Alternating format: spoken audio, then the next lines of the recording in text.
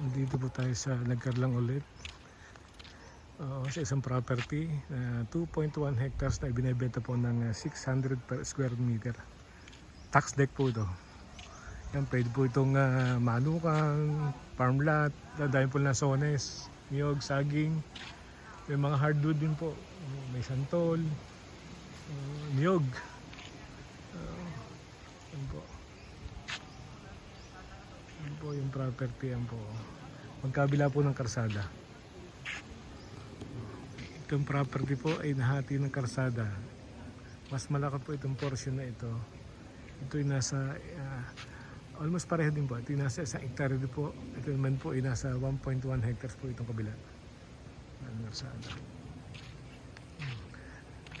Napanggan property. Plat na plat po ito.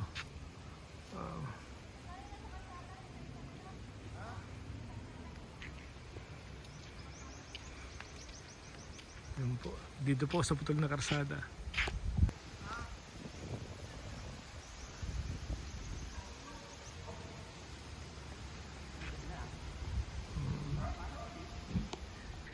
Diyan po yung boundary. Ito yung puno po na yan. Yan. Papunta po dito. Malawak po dito. Yung po ang kalawangan doon. Doon marami lang sauna sa dulo, no? Yun. Bata pa ang mga niyog, ano? Tapos na yun po, iba yung naipaputol.